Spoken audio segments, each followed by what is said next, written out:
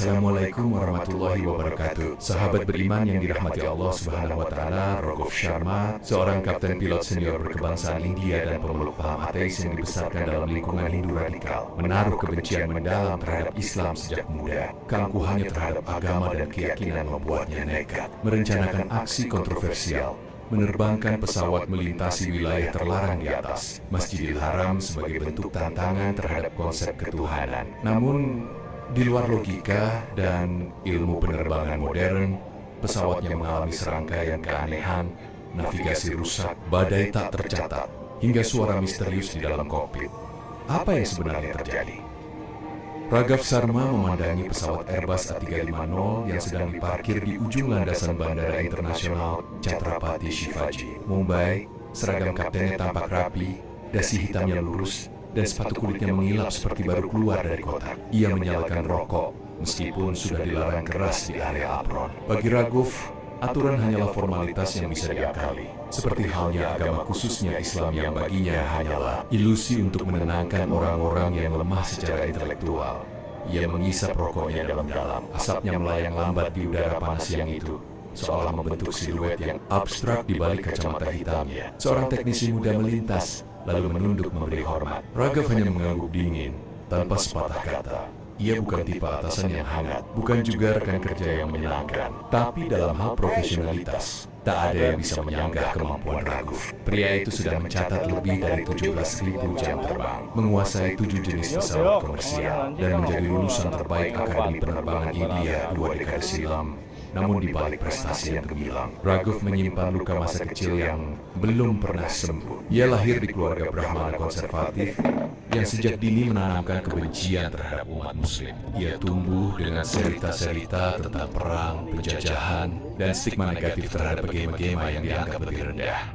Di rumah, nama Muhammad disebut dengan nada sinis. Masjid dianggap sebagai polusi suara, dan jilbab bagi ibunya adalah simbol penindasan. Di sekolah penerbangan, Raghav pernah bersahabat dengan seorang teman sekamar bernama Zain, seorang muslim cerdas yang selalu bersikap tenang, meski sering jadi sasaran lelucon kasar dari mahasiswa Hindu radikal. Raghav tak peduli. Tapi suatu malam, ketika ia mabuk dan mulai menuduh Zain sebagai pengkhianat negara yang menyamar, Zain hanya diam, lalu pergi tanpa pernah kembali. Sejak saat itu, perasaan bersalah bercampur kebencian semakin tumbuh dalam diri Raghav. Ia menolak mengakui kesalahannya. Ia memilih mengubur semuanya dengan logika dan prestasi.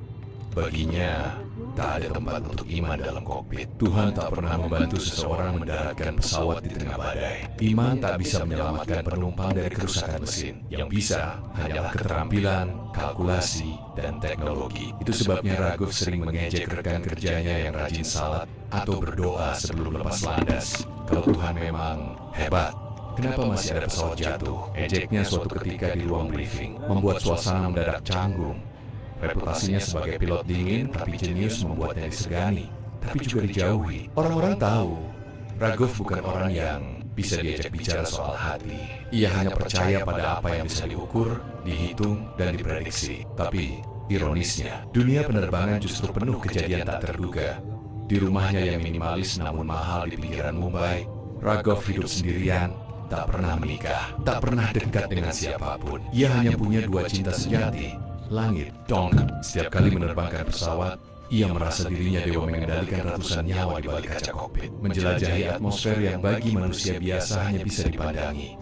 Namun, kekuasaan itu perlahan berubah menjadi obsesi. Ia mulai mencari batas langit, bukan secara ilmiah, tapi secara simbolis. Ia ingin membuktikan bahwa manusia bisa melampaui semua mitos dan larangan. Ia mulai membaca berbagai artikel tentang tempat yang dianggap suci, zona udara yang terlarang karena alasan agama. Salah satunya adalah wilayah udara Makkah, yang secara resmi tidak boleh dilewati oleh pesawat terbang sipil.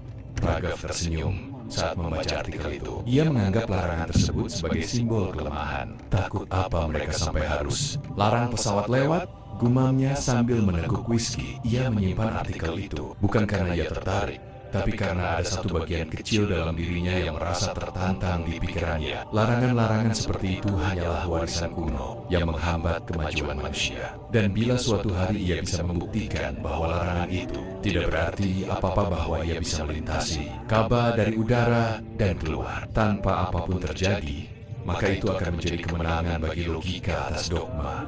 Namun dalam ketenangan wajahnya yang selalu tenang dan terlatih, ada satu hal yang tak pernah ia sadari, bahwa langit bukan sekadar ruang kosong yang bisa dijelajahi sesuka hati. Di balik atmosfer, ada kekuatan yang tak bisa dijinakan oleh sains. Dan seringkali, orang-orang seperti Rahaf yang mengira dirinya menguasai segalanya justru menjadi korban dari kesombongannya sendiri.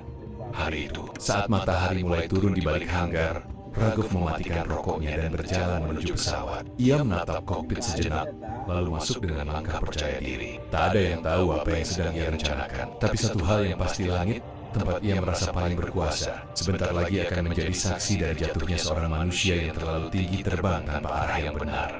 Lampu putih di ruang briefing maskapai menyinari meja kaca yang dipenuhi lembaran rute udara dan dokumen penerbangan. Suasana sunyi. Hanya terdengar suara pendingin ruangan yang menderu pelan. Raghav Sharma duduk sendirian, membuka satu demi satu berkas di hadapannya. Hari itu ia dijadwalkan untuk memimpin penerbangan ke Eropa dengan rute yang melewati sebagian besar wilayah Timur Tengah. Tak ada yang aneh, sampai ia membuka satu peta navigasi khusus yang dikeluarkan oleh otoritas penerbangan Saudi. Di sana, dengan tinta merah menyala, ada satu wilayah kecil yang ditandai sebagai no-fly zone. Tepat di atas wilayah itu tidak besar, namun sangat spesifik, sebuah lingkaran radius sekitar 6 mil laut. Dengan catatan dilarang dilintasi seluruh jenis pesawat sipil, tanpa pengecualian. Wilayah ini dianggap suci dan harus dihormati. Raghav menyipitkan mata, membacanya berulang kali, lalu tertawa pelan. Tawa yang tidak keras tapi sinis dan meremehkan. Ia menyingkirkan peta itu, lalu menariknya kembali seolah ingin memastikan bahwa matanya tidak salah. Namun catatan itu nyata, masih jelas, masih mencolok. Jadi bahkan langit pun mereka klaim sebagai milik agama, gumamnya. Sambil menyandarkan punggung di kursi, ia merasa geli. Baginya, ini adalah bentuk ketakutan buta yang dibungkus dengan nama kesut. Apa mereka pikir Tuhan duduk di awan dan akan marah kalau pesawat lewat? Tanyanya dalam hati sambil menggeleng. Di luar, langit Mumbai mulai redup. Awan keunguan menggantung di cakrawala, dan suara pesawat lepas landas terdengar bersahutan. Tapi di ruang briefing itu, pikiran Raghav justru terbang jauh melewati batas peta, menembus garis merah di atas Ka'bah yang tadi ia lihat. Ia mulai membayangkan bagaimana rasanya menerbangkan pesawat melintasi titik suci umat Islam itu, membuktikan bahwa tidak akan terjadi apa-apa, bahwa mitos hanyalah mitos. Raghav mengambil pena dan menggambar garis khayal melintasi zona terlarang itu. Ujung-ujung bibirnya terangkat, seperti seorang anak kecil yang baru menemukan celah untuk melanggar larangan orang tuanya. Bukan karena ia ingin menjatuhkan apapun, tapi karena ada rasa puas yang aneh ketika bisa menaklukkan sesuatu yang dianggap suci. Rute penerbangan internasional selalu melewati wilayah tertentu dengan aturan yang ketat, tapi sebesar larangan bersifat teknis, zona perang, lalu lintas padat, atau faktor cuaca ekstrem. Namun larangan ini yang disebabkan alasan keagamaan bagi Raghav adalah lelucon, tak masuk akal, katanya pelan. Seharusnya langit bebas. Keesokan harinya, saat transit di Abu Dhabi, ia kembali membuka aplikasi navigasi profesional di tabletnya. Ia memperbesar wilayah Hijaz, lalu mencari koordinat Ka'bah. Ada semacam kegairahan aneh saat titik suci itu muncul sebagai simbol kecil di layar, sekadar koordinat digital, bukan pusat peribadatan umat. Raghav menandainya, lalu mulai menghitung berapa menit dibutuhkan untuk melintasinya. Dari arah mana harus masuk agar tidak terdeteksi, dan berapa banyak jarak tempuh yang akan berubah. Ia tahu bahwa melakukan ini akan melanggar hukum penerbangan internasional. Tapi dalam benaknya, ia merasa ini bukan sekadar pelanggaran. Ini adalah pernyataan, sebuah pembuktian bahwa tidak ada tempat di bumi yang benar-benar tak tersentuh. Namun, sesuatu dalam pikirannya berusaha menahan. Sekilas, ia teringat mimpi buruk yang sempat datang beberapa bulan lalu tentang langit hitam dan suara azan yang menggema, menggetarkan kokpit pesawatnya. Tapi ia segera menepisnya. Itu cuma mimpi. Tak lebih, Raghav tak sadar bahwa pikirannya mulai terganggu oleh ide gila yang ia ciptakan sendiri. Setiap hari, saat briefing, ia menyempatkan diri melirik peta yang sama. Setiap kali, matanya berhenti di titik merah itu, seolah ditarik oleh magnet tak kasat mata. Kadang ia membayangkan bagaimana reaksi dunia bila ia berhasil melintasi wilayah tersebut dan keluar tanpa satu korespon. Ia akan menjadi legenda setidaknya di benaknya sendiri suatu malam. Saat sendirian di flatnya yang sepi, Raghav berdiri di balkon. menatap langit berbintang. Ia membayangkan dirinya menerbangkan pesawat menembus langit Makkah. Tidak ada sambaran, petir, tidak ada badai, tidak ada yang menghentikannya. Dan ketika ia berhasil keluar dari wilayah itu, ia akan tertawa. Tertawa karena telah menaklukkan mitos langit. Ia meneguk minumannya, lalu berbisik, akan kulakukan suatu hari nanti, hanya untuk membuktikan bahwa tidak ada Tuhan yang menjaga langit. Di balik cahaya lampu kota Mumbai, langit tetap tenang, melangit. Tapi di tempat lain, di langit yang kelak akan ia tantang, sesuatu mulai bergerak, bukan pesawat, bukan radar, tapi sesuatu yang tidak bisa dideteksi oleh instrumen manusia. Sebuah batas yang selama ini tak terlihat, namun nyata. Dan Raghav, tanpa sadar, telah melangkah melewatinya. Hari itu langit Mumbai tampak cerah, nyaris tanpa awan. Udara hangat menyelimuti apron Bandara Internasional Chhatrapati Shivaji saat Raghav Sharma melangkah menuju ruang operasional. Langkahnya mantap, gerak-geriknya tenang, namun dalam dadanya bergemuruh sebuah rencana gila yang telah ia susun selama berminggu-minggu. Hari ini bukan sekadar penerbangan biasa. Hari ini ia berniat menantang langit dan semua mitos yang melingkupinya. Penerbangan yang dijadwalkan adalah rute Mumbai Kairo Amsterdam dengan rute standar yang melintasi Teluk Persia, lalu menukik ke utara, menghindari wilayah udara Makkah sesuai protokol internasional.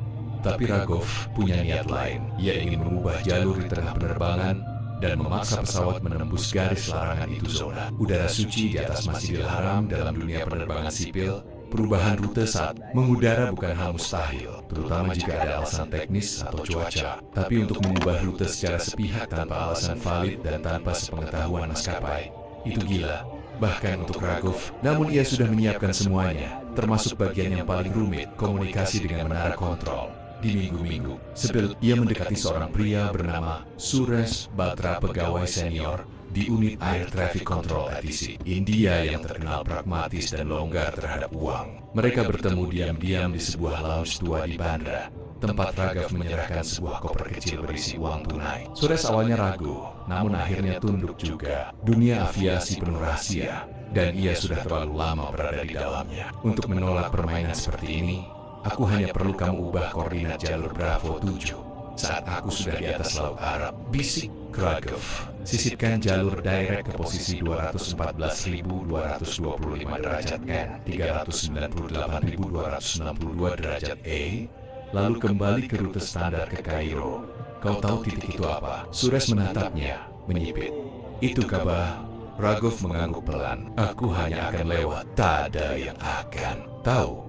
Tapi aku akan buktikan bahwa tak ada satupun yang bisa menghentikan pesawat ini dari melintasi tempat paling dijaga di dunia itu. Suresh terdiam lama, namun akhirnya menjawab, kalau terjadi apa-apa, aku tak tahu menau. Kalau terjadi apa-apa, aku juga tidak akan sempat menjelaskan, balas Raghav. Menyeringai, kembali ke ruang operasi, Raghav membuka briefing digital, memindai kondisi cuaca, lalu mengecek sistem navigasi secara manual. Tak ada yang mencurigakan. Kopilotnya, Vinay, adalah pilot muda yang masih banyak diam di hadapannya. Raghav tahu ia bisa mengendalikan Vinay dengan mudah, cukup dengan sikap dingin dan sedikit tekanan. Vinay hanya perlu mengikuti instruksi, tak perlu tahu rencana sebenarnya.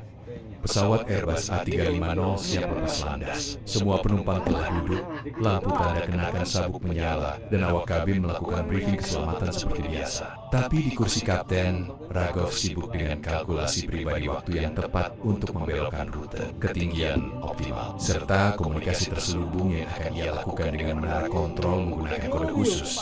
Setelah lepas landas dan mencapai ketinggian jelajah di atas Laut Arab, Raghav mengambil alih komunikasi dengan ATC. Suaranya tenang namun tegas saat ia menyebut kode India Control. This is Alpha 397, requesting reroute due to system calibration. Requesting direct vector to point Foxtrot Alpha 12.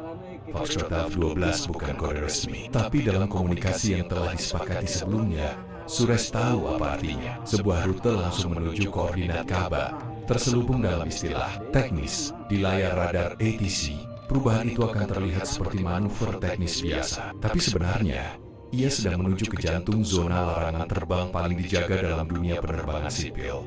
Vinay melirik layar navigasi, sedikit bingung. Kapten, ini bukan rute standar. Kita menyimpang sedikit ke selatan. Kalibrasi, jawab Raghav cepat. Autopilot perlu pengujian manual. Ini prosedur biasa. Jangan pikirkan terlalu jauh. Vinay mengangguk. Meski ekspresinya menunjukkan keraguan, ia tahu tidak ada prosedur seperti itu dalam pelatihan. Tapi Raghav bukan sembarang kapten. Reputasinya, pengalaman, dan sikap dominannya membuat siapapun segan untuk bertanya lebih jauh. Di dalam kokpit, suasana mulai berubah. Kompas digital tiba-tiba angka-angka di layar berkedip tak stabil. Namun Raghav menganggapnya sebagai gangguan biasa. Ia terus melanjutkan penerbangan, bahkan sedikit menaikkan ketinggian, untuk memperoleh pandangan lebih luas. Ia ingin melihat apa yang tak bisa dilihat oleh banyak orang. Ia ingin melihat langit Makkah dari mata burung bukan untuk mengagumi, tapi untuk menantang. Beberapa menit kemudian, Suresh mengirim kode diam lewat channel komunikasi darurat, jalur bersih. Tidak terdeteksi. Teruskan. Raghav tersenyum dalam. Benaknya, ia sedang membuktikan sesuatu yang lebih besar dari siapapun. Bahwa Tuhan, bila memang ada, tak mampu mencegahnya. Tapi ia lupa satu hal, langit tak selalu berbisik lewat radar atau kontrol lalu lintas. Ada kekuatan yang tak terjangkau oleh data dan gelombang frekuensi. Dan kekuatan itu sedang menunggu. Tepat di atas garis merah yang sebentar lagi akan ia lewati. Kokpit terasa sunyi. Hanya suara mesin dan deru angin di luar jendela yang terdengar samar melalui isolasi kabin. Di depan sana, langit membentang luas, berwarna biru keemasan dengan semburat jingga tipis dari matahari yang sedang bergerak menuju garis cakrawala. Awan-awan kecil tersusun rapi seperti garis halus di lukisan langit yang sempurna. Raghav Sharma duduk di kursi kapten dengan sikap santai. Jemarinya bermain di tuas throttle sambil sesekali menatap layar navigasi. Si kopilot sibuk mengecek laporan cuaca dari jaringan satelit. Semua sistem menunjukkan kondisi ideal. Tidak ada badai, tidak ada turbulensi, hari yang sempurna untuk terbang. Namun Raghav tak sekadar ingin menyelesaikan penerbangan. Ia menanti momen istimewa yang telah ia rencanakan dengan sangat cermat. Sudah 1 jam lebih, mereka meninggalkan wilayah udara India dan mulai memasuki langit Arab Saudi. Raghav telah mengarahkan pesawat perlahan leheng ke selatan dari jalur standar. Kopilotnya masih mengira ini bagian dari prosedur kalibrasi. Tak ada alarm, tak ada peringatan dari menara kontrol. Semua tampak tenang, terlalu tenang. Beberapa mil menjelang garis tak kasat mata zona udara Makkah, suasana mendadak berubah. Raghav menoleh keluar jendela dan mendapati warna langit mulai kelabu. Meski radar cuaca tidak menunjukkan awan badai, cahaya matahari menghilang perlahan seperti ditelan tirai tak kasat mata. Warna biru cerah berubah menjadi keabu-abuan.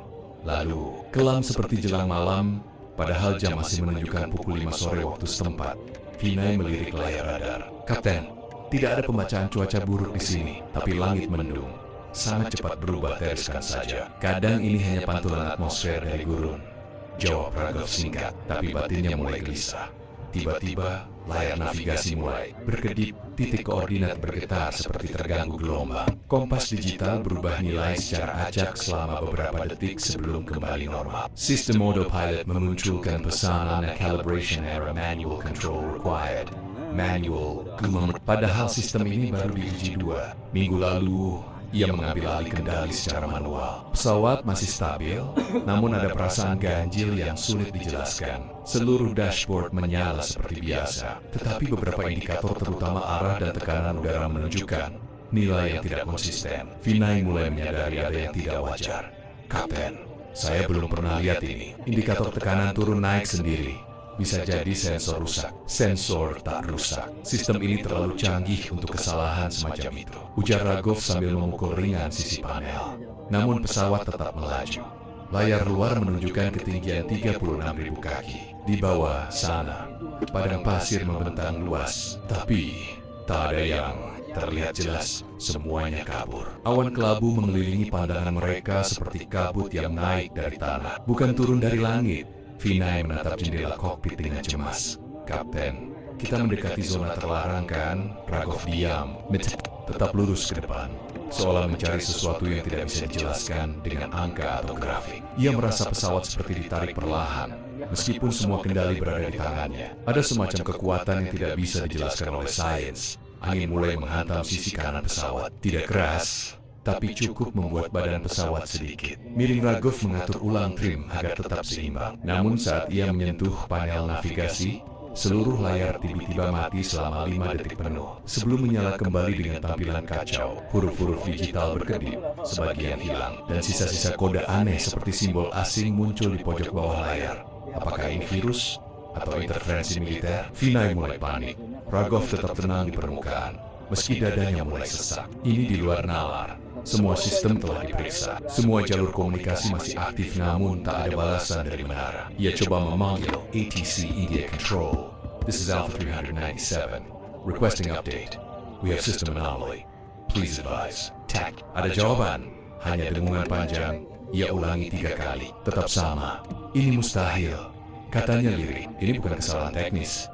Bukan gangguan biasa. Suasana di kokpit mulai berubah. Bukan hanya gelap di luar, tapi juga sunyi di dalam. Seolah-olah suara mesin pun ikut menunduk pada sesuatu yang tak terlihat. Di kejauhan, awan menggumpal, membentuk pusaran tak seperti badai biasa. Lebih mirip kabut tebal yang berputar lambat, namun tetap berada di tempat. Dan di tengahnya, langit seperti membuka celah kecil, hitam dan menganga, menanti mereka masuk. Ragov merasa bulu kuduknya berdiri. Sesuatu dalam dirinya berteriak untuk memutar balik. Tapi ego yang selama ini ia banggakan menahan semua logika. Ia sudah terlalu jauh. Ia ingin tahu apa yang ada di balik garis itu. Ia ingin membuktikan bahwa langit bukan milik siapapun. Namun saat pesawat mulai memasuki wilayah pusaran itu, lampu indikator berbunyi serempak. Bukan 1, tapi 5 sistem memperingatkan kegagalan. Gyro sensor failure, air pressure conflict, radar signal, lost auto trim error. Dan terakhir, satu suara sistem komputer berkata dengan tenang, Unidentified magnetic field detected. Vinay memandang kaptennya dengan wajah pucat. Kapten, saya rasa kita tidak boleh ada di sini. Ragov tidak menjawab. Untuk kalinya dalam hidupnya, ia tidak punya kata. Ia hanya menatap langit yang semakin gelap, seolah langit itu bukan lagi sekadar ruang kosong, tapi makhluk yang sedang menatap balik padanya. Di layar navigasi digital pesawat Airbus A350, garis-garis. Jalur penerbangan yang biasanya terlihat rapi dan tegas kini mulai bergelombang tak beraturan. Seolah dunia udara yang terstruktur itu mulai kehilangan bentuk. Lampu indikator berkedip tak serempak. Sabajian mate, sebagian menyala sendiri tanpa perintah. Namun bagi Ragov Sharma, semua itu hanya gangguan kecil dalam rencana besar yang telah ia susun dengan licik. Dari balik jendela kokpit, langit tampak pekat, nyaris hitam. Tidak ada bintang, tidak ada cahaya bulan, hanya awan kelabu menggantung rendah seperti kabut tebal yang enggan bergeser. Suhu dalam kabin turun drastis, membuat embun tipis mulai membentuk pola di pinggir kaca kokpit. Padahal sistem pengatur suhu menunjukkan angka stabil. Keanehan ini tak pernah muncul dalam puluhan ribu jam terbang Ragov sebelumnya. Kopilot muda yang duduk di sebelah kirinya mulai menunjukkan kegelisahan yang tak bisa disembunyikan. Suaranya terdengar serak saat akhirnya bersuara, Kapten, kita kehilangan sinyal radar. Indikator ground proximity mati total. Ragov hanya menatap lurus ke depan, wajahnya tegang tapi penuh kendali. Ia tidak panik, tidak pula kaget. Dalam benaknya, semua ini adalah reaksi berlebihan dari sistem elektronik terhadap medan tertentu. Ia masih percaya bahwa semua bisa dijelaskan secara logis. Bahkan ketika logika perlahan mulai kehilangan tempat di dalam kokpit itu, kita akan teruskan. Jawabnya dingin. Sedikit lagi, luruskan pesawat. Jangan ubah arah. Vin, mulut hendak membantah, tapi tak ada keberanian yang cukup untuk menolak perintah sang kapten. Ia tahu bahwa arah pesawat saat ini sudah menyimpang dari rute resmi dan mengarah ke koordinat larangan udara di atas Masjidil Haram. Sebuah zona yang selama ini hanya dibicarakan dalam pelatihan sebagai daerah yang harus dihindari. Bukan karena bahaya, tapi karena penghormatan terhadap nilai-nilai spiritual yang tak tertulis di buku manual. Ragov mencondongkan tubuh, memperhatikan horizon buatan yang mulai goyah. Indikator arah tak lagi menunjukkan posisi pasti. Di layar digital utama muncul pesan, attitude data error, tapi ia tidak peduli. Ia justru mempercepat laju pesawat, menaikkan ketinggian sedikit demi sedikit untuk memperoleh garis pandang maksimal. Dan kemudian, seolah melewati dinding tak terlihat, tekanan dalam kabin berubah secara drastis. Bunyi pop terdengar dari belakang, diikuti getaran halus di seluruh rangka pesawat. Beberapa lampu di kabin mati, membuat sebagian penumpang terbangun dari tidur mereka. Pramugari buru-buru memeriksa keadaan, tapi tak ada penjelasan apa yang sebenarnya terjadi. Kapten, altimeter kita mulai berantakan. Sistem mengira kita turun, padahal kita stabil, ujar Vinay dengan nada panik. Ini hanya anomali sensor, jawab Ragov. Jangan biarkan itu mengganggu fokusmu. Namun dalam hatinya, ada sesuatu yang mulai goyah. Seluruh pesawat seperti memasuki medan baru. Bukan secara geografis, tapi secara spiritual. Tak ada petir, tak ada badai, tapi tekanannya lebih menakutkan dari segala cuaca ekstrim yang pernah ia hadapi. Telinganya terasa berdengung, jantungnya berdetak lebih cepat. Ia menoleh ke jendela kanan, dan sesaat matanya menangkap bayangan aneh, seperti siluet hitam menjulang dari tanah ke langit, seperti tiang cahaya yang diselimuti kabut. Itu bukan awan, itu bukan bayangan kota, dan itu bukan ilusi. Vinay tiba-tiba menggenggam lengan kursinya. Kapten, saya rasa kita harus menjauh. Ini bukan zona biasa. Sesuatu sedang terjadi. Diam dan tetap fokus, bentek Ragov. Matanya membelalak. Jangan biarkan kepercayaan bodoh itu mengalahkan kontrol kita. Namun saat itu juga, seluruh sistem komunikasi padam. Suara dari menara kontrol hilang. Sinyal satelit mendadak kosong. Yang tersisa hanya suara mesin dan getaran aneh. Jajan kopi yuk, tapi bayarnya harus pakai aplikasi ShopeePay ya. Soalnya pakai aplikasi ShopeePay, kamu pasti dapat cashback loh. Dan transaksi di hari Jumat, kamu bisa dapatkan iPhone 15, headphone, dan juga emas. Yuk, aku kasih tahu caranya. Langkah pertama, download aplikasi ShopeePay tuh yang logonya kayak gitu ya. Setelah itu, kamu bisa gunakan tombol kris di bagian bawah aplikasi ShopeePay. Tinggal scan kris yang ada di merchant kamu. Yeay, pembayaran berhasil. Jangan lupa klaim reward yang paling bawah ya. Dapat deh cashbacknya.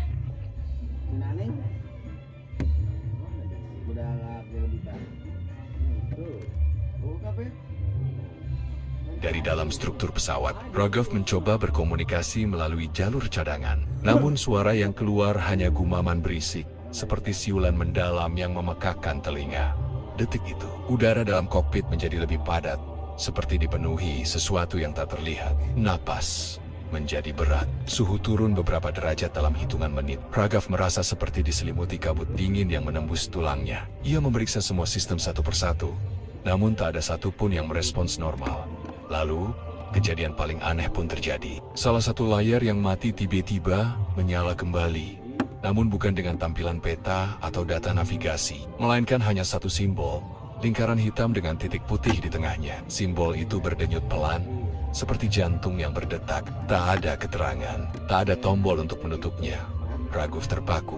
Otaknya mencoba mencari makna. Simbol itu tak dikenal dalam sistem penerbangan manapun. Namun entah mengapa, ia merasa simbol itu sangat familiar, seperti pernah dilihat di tempat lain, bukan di dunia profesional, melainkan di dalam mimpinya yang berulang mimpi yang ia anggap tak penting. Tentang kegelapan dan suara azan yang menggema dari tempat tak bernama, ia memejamkan mata sesaat, berusaha menenangkan pikirannya. Tapi dalam keheningan itu, ia mendengar sesuatu. Suara lembut, jauh, menggema dari kedalaman langit. Bukan dari speaker, bukan dari komunikasi radio, tapi langsung dari udara seperti panggilan atau peringatan. Vinay menoleh. Wajahnya pucat, keringat mengalir meski suhu semakin dingin. Kapten, saya mendengar suara itu juga. Ragov tidak menjawab, tangannya masih dikontrol kemudi. Namun kini mulai gemetar. Ia tahu mereka telah menyeberangi sesuatu. Bukan sekadar koordinat dalam peta, tapi batas tak kasat mata yang selama ini dijaga bukan oleh radar atau teknologi, melainkan oleh sesuatu yang lebih tinggi dan lebih agung. Namun ia tetap diam, memaksa pesawat menuju titik pusat. Masih yakin bahwa ini hanya gangguan, bahwa semua bisa dijelaskan. Bahwa Tuhan pun, bila ada, tak mungkin bisa menghalangi mesin buatan manusia. Ia belum tahu bahwa garis yang ia langgar bukan sekadar batasan udara, tapi garis antara akal dan peringatan, garis antara kesombongan dan kehancuran. Pesawat Airbus A350 itu melaju seperti peluru perak di langit senyap. Namun diam yang membungkus tubuh logam itu bukan keheningan biasa. Sesuatu yang ganjil sedang terjadi di ketinggian lebih dari 30.000 kaki. Langit yang awalnya tampak kelabu, pekat kini seolah mengandung bara. Angin mulai berputar tak wajar, seolah mengitari titik tertentu yang tak terlihat. Ragov menatap layar navigasi yang kini hanya menampilkan simbol-simbol kosong dan gelombang statis. Tak ada sinyal satelit, tak ada data cuaca, tak ada petunjuk. Apapun, pesawat terasa berat. Getaran mulai terasa di bawah telapak kaki, merambat naik ke tubuh. Vinay, yang sejak tadi pucat, mencengkeram sabuk pengamannya erat. Matanya tak bisa lepas dari jendela kokpit yang kini menampilkan pemandangan yang tak masuk akal. Langit yang seharusnya luas kini seakan menyempit, seperti ditarik oleh kekuatan yang datang dari segala arah. Tiba-tiba, seberkas cahaya ungu menyambar, tepat di depan pesawat. Petir itu bukan seperti kilat biasa. Ia tak menyentak, tapi melengkung, berputar seperti ular raksasa yang menari dalam badai. Suaranya tak hanya menggelegar, tapi bergema di dada, menekan gendang telinga hingga menyakitkan. Sistem kelistrikan pesawat berkedip liar. Seluruh lampu kabin padam dan nyala berulang seperti jantung yang tak stabil. Di dalam kabin penumpang, kepanikan mulai menyebar. Suara tangis anak kecil, teriakan bingung orang dewasa, dan permintaan maaf yang terbota-bota kepada Tuhan memenuhi ruang sempit itu. Beberapa penumpang yang beragama Islam mulai mengangkat tangan, membaca doa dengan suara yang lirih, tapi mantap. Di barisan lain, seorang wanita Katolik meraba lehernya, mencari salib kecil yang tergantung di rantai. Beberapa pria Hindu melipat tangan, memejamkan mata, menyebut nama dua-dua dengan getar penuh ketakutan. Namun di kokpit, Ragov masih bersandar di kursinya. Meski keringat dingin membasahi pelipisnya dan tangannya gemetar halus, ia memoksakan senyum sarkastis. "Lihatlah," gumamnya. "Langit murka hanya karena pesawat lewat. Kalian kira ini kutukan?" Ia tertawa hambar, nyaris seperti orang mabuk. Vinay menatapnya ngeri. "Kapten, ini tidak normal. Kita harus naik atau turun. Kita harus keluar dari zona ini sebelum tak ada yang bisa kita lakukan." Potong. "Ragov, kalau Tuhan mereka betul-betul marah, mengapa tidak dari tadi?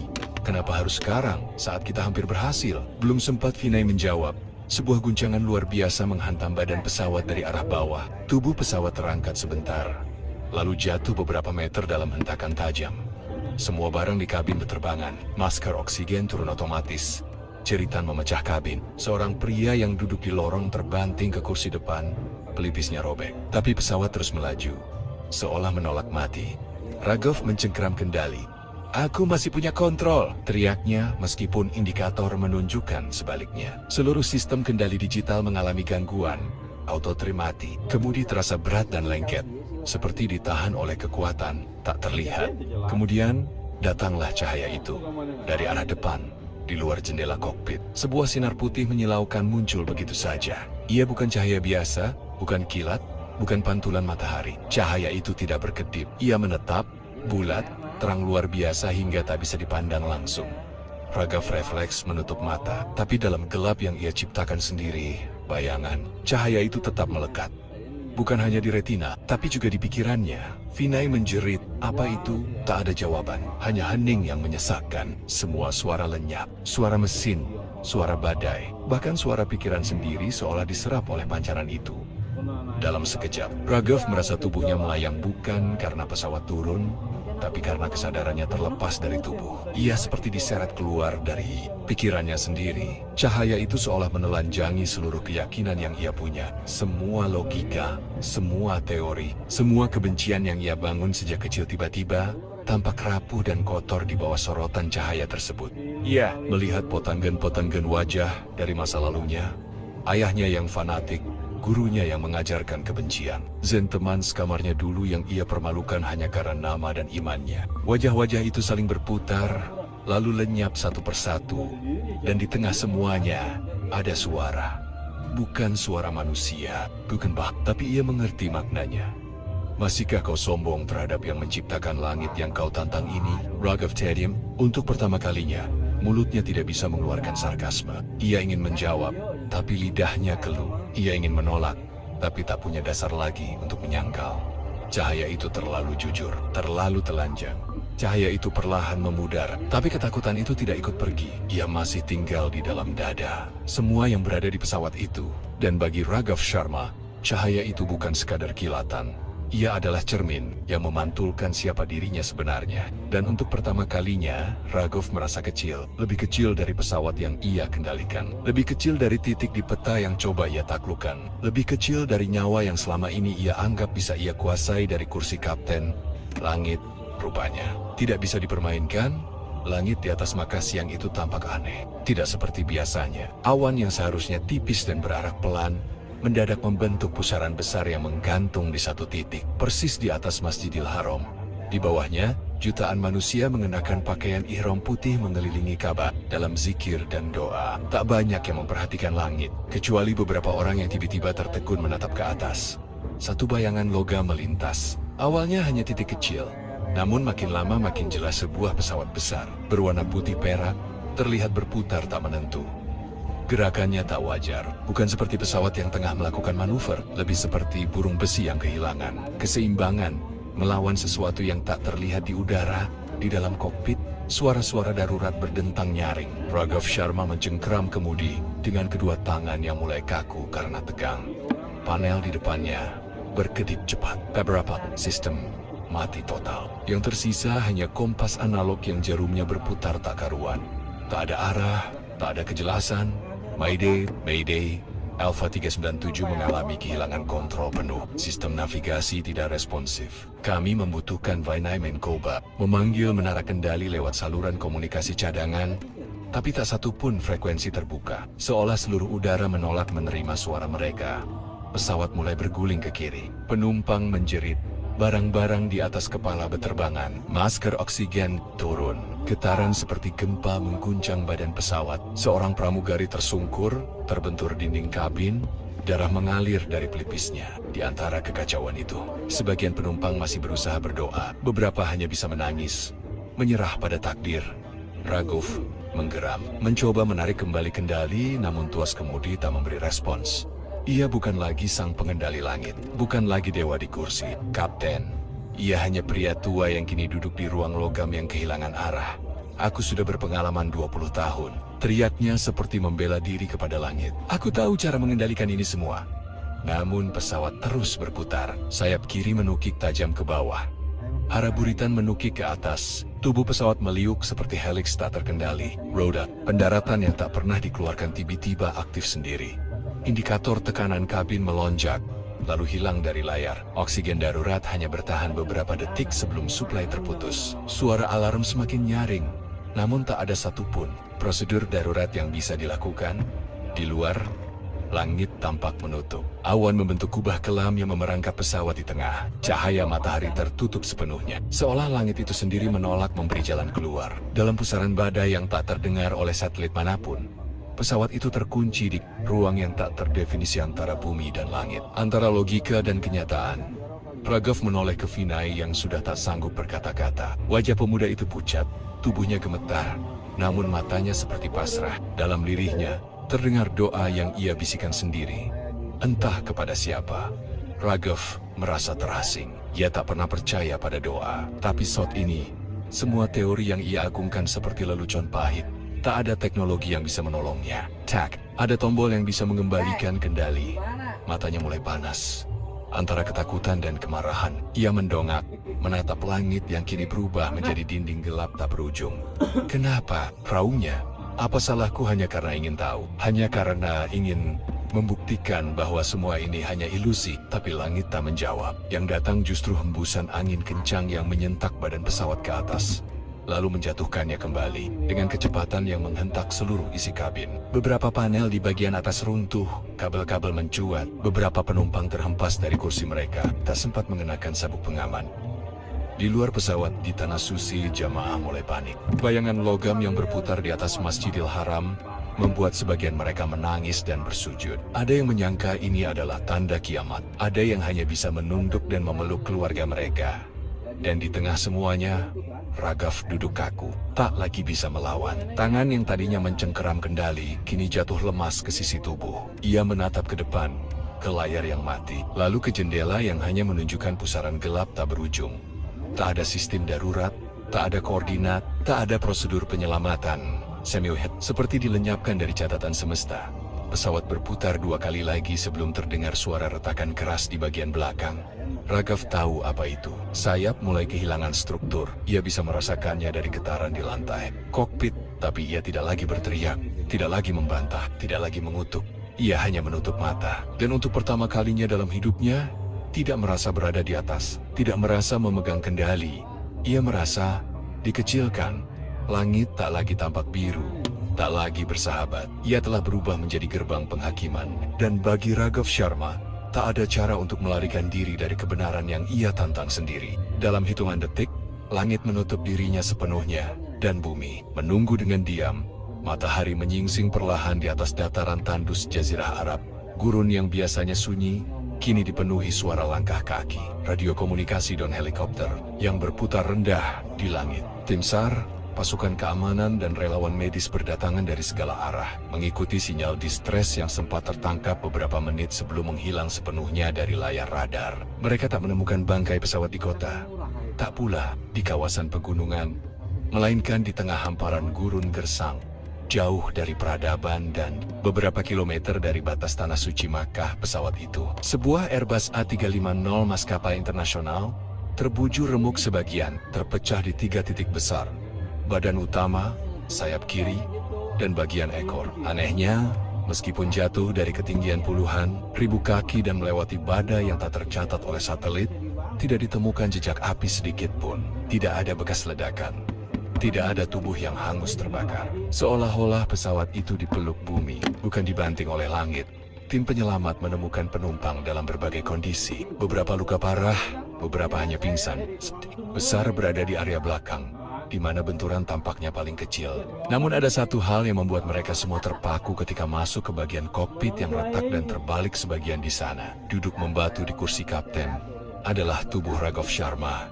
Ia tidak terbakar, tidak tergores. Seragam kaptennya masih utuh, lengkap dengan sayap kecil yang tersulam di dada. Tapi wajahnya tegang, sangat tegang. Matanya membelalak terbuka